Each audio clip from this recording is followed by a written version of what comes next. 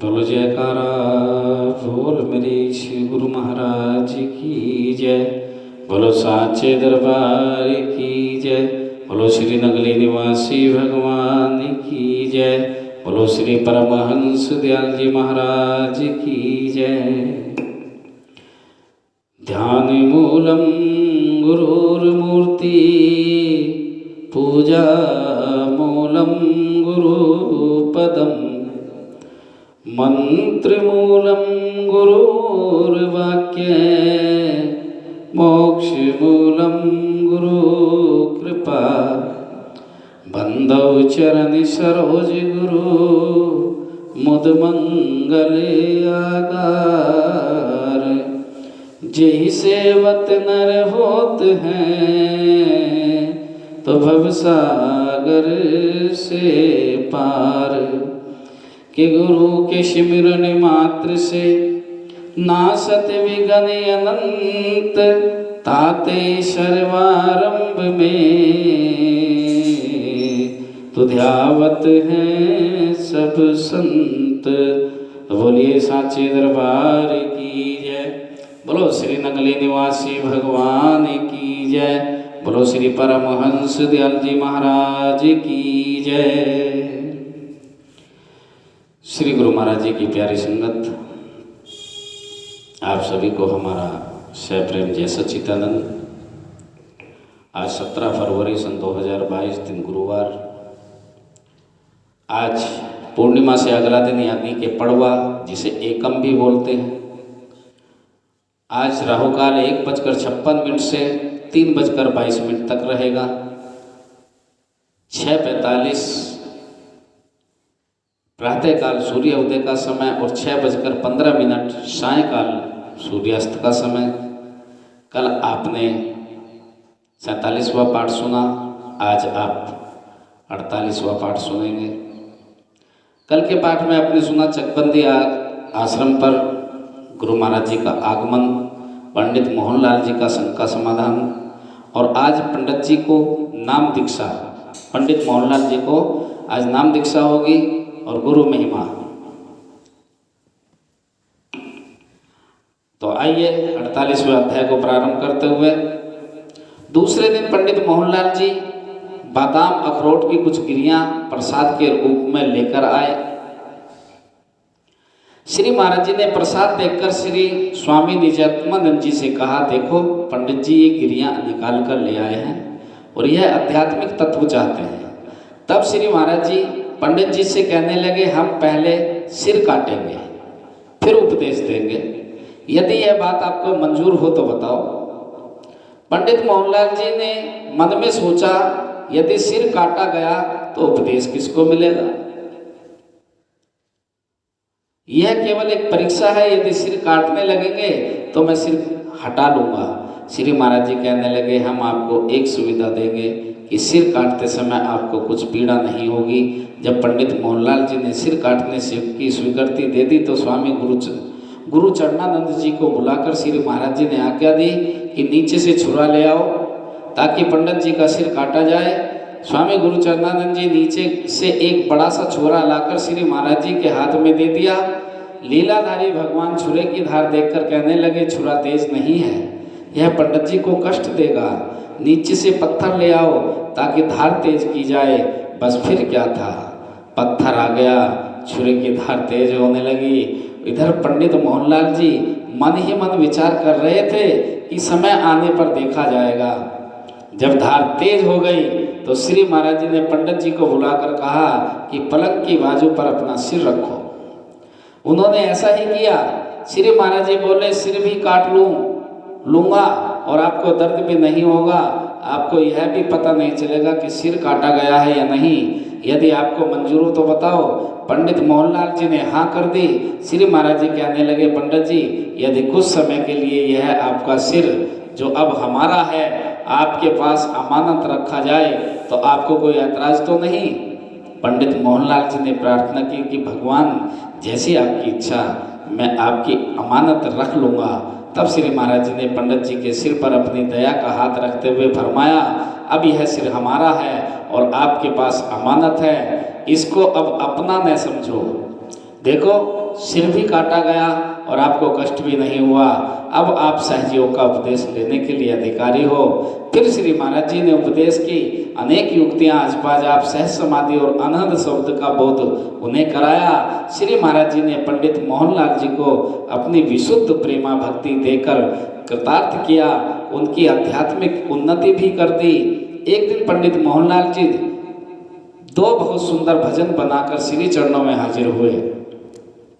इनमें से एक भजन श्री महाराज जी की स्तुति गान के रूप में था और दूसरे भजन में चकबंदी गांव की महिमा का वर्णन भी की गई थी। जहां पंडित मोहनलाल जी को पहली बार श्री महाराज जी के पवित्र दर्शन हुए, वे दोनों भजन नीचे दिए जा रहे हैं। अब आप भी ध्यानपूर्वक प्रेम पूर्वक सुनिए कि पंडित मोहनलाल जी ने उन भजनों में क्या लिखा था। देखिए, तर्ज और लय पे मत जाना, शब्दों को ध्यान से सुनना कि मोहनलाल जी की अपने गुरु महाराज जी के प्रति इस स्तुति में कैसे कैसे शब्द प्रयोग किए गए, उन्होंने अपनी भावनाओं को गुरु महाराज जी के चरणों में कैसे प्रस्तुत किया। शरण तेरी श्री महाराज पूर्ण ब्रह्म सचिदानंद, जाऊं कुर्बान शोभा धाम हरदम प्यारे ब्रह्मानंद। श्री जो लक्ष्मी है उनके ही महाराज तुम स्वामी, सर्व सृष्टि के हो करता सर्व अंतर के हो यामी। करोड़ों बार इस सेवक की चरणों पर हो नमामि, चहो वेदों ने है गाया तुम्हें ही प्यारे आनंद घन। जगत जीवों को दुख में देख कर न रूप को धारा, जिनों की अंश से पहले हुए 24 अवतारा। अब आए आप कुल मालिक दया की दृष्टि से तारा, हरे दुख आपने भक्तों के तो बख्शे प्रेम परमानंद। कृष्ण जी की तरह धारी आपने सांवरी सूरत, और दिल हरने अपने भक्तों को बनाई मोहिनी मूरत। मौज अपनी से है फिरते जो हरदम प्यारे आनंद कंद, और गरीबी दीनता लेकर शरण जो आपकी आवे। यह निश्चय हो गया स्वामी वो भवसागर से तर जावे। तेरी स्तुति श्री महाराज खत्म होने में न आवे, है मानी हार मोहनलाल प्यारे सांवरे ब्रजचंद। इस प्रकार की भावना उन्होंने श्री गुरु महाराज जी के चरणों में प्रार्थना की। और दूसरे भजन में चकबंदी की महिमा का वर्णन कहा गया है। आइए सुनते हैं चकबंदी स्तुति। मुबारकबाद देता हूँ जो है साहिबान चकबंदी, फले फूले बड़े हरदम बढ़ावे मान चकबंदी। रिस्क जन्नत भी करती है आज तेरे नज़ारे का, और स्वामी जी की कृपा से आए भगवान चकबंदी। है चश्मा फैज जारी तेरे सत्संग और दर्शन का, पूछकर प्रेमी आते हैं पता निशान चकबंदी। नहीं शानी ते कोई तेरा आज सारे जमाने में, भक्त हृदय में धरते हैं तेरा ही ध्यान चकबंदी। वह जिनकी चरण इस धूली को तरसते देवता सारे, वही सुंदर चरण कोमल टिकाए आन चकबंदी। तेरे पशु और पक्षियों को न बाकी सारे जीवों को, तेरी गलियों के तिनकों को होवे प्रणाम चकबंदी। इस शोभा धाम तेरी शोभा किस मुख से अदा होवे, बहुत मुश्किल नजर आई न होवे बयान चकबंदी। बसंदा राम रलिया राम कृपा राम सुंदर भी, तेरी गोदी पले ऐसे भक्त लाशान चकबंदी। देख छवि प्यारे सतगुरु की चांद सूरज भी शर्माए, तेरी कृपा मिला दर्शन जाऊं कुर्बान चकबंदी। रजोआ पर भी हो कृपा ए प्यारे मेहर के वाली, फकत मोहन बना तेरा ही एक मेहमान चकबंदी। श्री महाराज जी पंडित मोहनलाल जी की यह भजन सुनकर बहुत प्रसन्न हुए। इस प्रकार धीरे धीरे सतगुरुदेव जी के चरणों में उनका प्यार बढ़ता गया। यही पंडित मोहनलाल जी थोड़े समय बाद श्री महाराज जी की शरण में संपूर्ण रूप से आ गए और संन्यास भेष लेकर स्वामी अनमोल जी के नाम से विख्यात हुए। स्वामी अनमोलानंद जी, अनमोल स्वामी अनमोल प्रेमानंद जी की शरणागति का पूरा हाल आगे चलकर दिया जाएगा।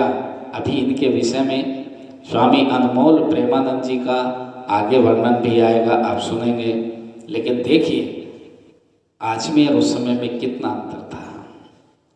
उस समय जो गुरु महाराज जी की शरण में आ गया वो कुछ नहीं मांगता था, वो एक चीज़ मांगता था, मुझे नाम की दीक्षा दीजिए, मुझे अनहद ध्वनि का ज्ञान कराइए, मुझे अजपा जाप का ज्ञान कराइए, मुझे अपने दर्शन कराइए।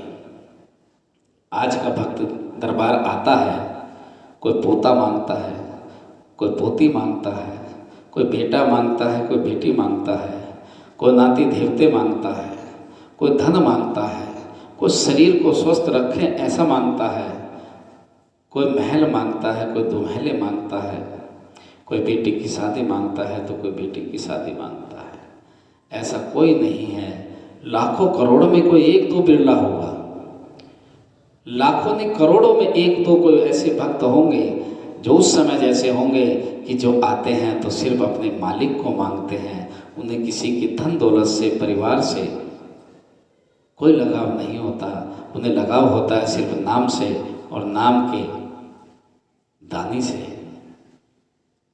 हमें भी अपने आप को उन जैसा बनाना है जैसे मोहनलाल जी। आज के ज़माने में आपने देखा होगा, परिवार में कितना भी कष्ट पड़ता रहे, कितने भी लड़ाई झगड़े होते रहे, लेकिन घर को छोड़ता नहीं है जीव। गालियाँ खाता रहेगा, बेइज्जती कराता रहेगा, लेकिन बच्चों में पड़ा रहेगा। एक पहले वक्त था कि आई मौज फकीर की दिया झोंपड़ा फूक, कि पहले घर बार छोड़ा और संतों के पीछे लग गए और उनका लक्ष्य एक ही होता था कि भगवान को पाना है और वो भगवान को पाकर ही मानते थे। आज के जीव का लक्ष्य है धन को पाना है, औलाद को पाना है, वो उसके पीछे लगे हुए हैं, लेकिन जिस दिन आँख बंद हो जाती है वो सब यहीं छूट जाता है, साथ कुछ भी नहीं जाता है। इसलिए मेरे प्यारे भक्तों, श्री गुरु महाराज जी के चरणों से जुड़े हुए एक एक जीव, मेरे हाथ जोड़कर आपसे यही प्रार्थना है कि भगवान के दरबार में आओ तो सिर्फ भगवान को मांगो, हालचाल भगवान का पूछो, वो पूछे तो अपना भी हाल सुनाओ, लेकिन मांगने की एक ही चेष्टा रहे कि मेरे मालिक तुम मेरे बन जाओ और मुझे अपना बना लो। इन्हीं शब्दों के साथ मैं आज की वाणी को विराम दूंगा। बोलिए साचे दरबार की जय, बोलो श्री नगली निवासी भगवान की जय, बोलो श्री परमहंस दयाल जी महाराज की।